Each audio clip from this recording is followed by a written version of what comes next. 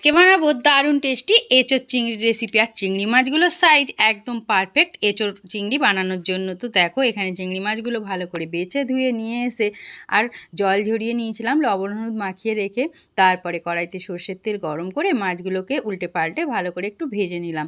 চিংড়ি মাছ খুব বেশি ভাজার দরকার হয় না। তো তারপরে চিংড়ি মাছগুলো ভেজে রাখার পরে এখানে আমি কিন্তু আবারও কড়াইতে সর্ষের তেল দিয়ে দিলাম আলুগুলো দিয়ে লবণ হলুদ দিয়েও আলুগুলোতে ভালো করে ভেজে তুলে নিলাম। এবার আমি আবারও কড়াইতে সর্ষের তেল একটু বেশি করে দিয়ে এর মধ্যে এঁচোড়গুলো দিয়ে দিলাম। এঁচোড়গুলো কিন্তু আমি আগের থেকে সেদ্ধ করে নিয়েছিলাম। আর যেহেতু একটু কচি এঁচোড়, একটু ভালো করে সেদ্ধ করলেই কিন্তু খেতে তবে ভালো লাগে। তারপরে কিন্তু এঁচোড়গুলোর মধ্যেও আমি লবণ হলুদ দিয়ে ভালো করে ভেজে তুলে নিলাম। এখানে আমি লবণ হলুদ দিয়ে আগে কিন্তু একটু ভাপিয়েও নিয়েছিলাম। তো তারপরে এখানে দেখো আবারও কড়াইতে সর্ষের তেল দিয়ে দিলাম জিরে, তেজপাতা, শুকনো লঙ্কা আর গোটা গরম মশলা ফোড়নে। এবার আমি এর মধ্যে পেঁয়াজ কুচি দিয়ে দিলাম। এখানে অনেকটা এঁচোড় হবে যেহেতু পেঁয়াজটা কিন্তু একটু বেশি করেই দিতে হবে।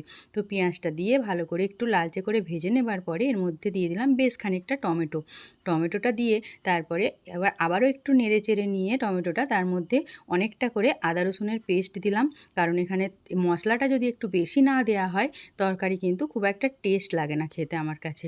তোমরা চাইলে কম মশলায় করতেই পারো। তারপরে এখানে জিরে বাটাও দিয়ে দিলাম, দিয়ে ভালো করে মশলাটা একটু কষিয়ে নেবার পরে এখানে দেখো আমি কিন্তু দিয়ে দিলাম লঙ্কার গুঁড়ো আর তার সাথে হলুদ লবণ পরিমাণ মতো, তার সাথে দিয়ে দিলাম মিট মশলা আর টমেটো সস। তো তারপরে মশলাটা খুব ভালো করে কষিয়ে নেবো যতক্ষণ পর্যন্ত না তেল ছাড়ে মশলা থেকে।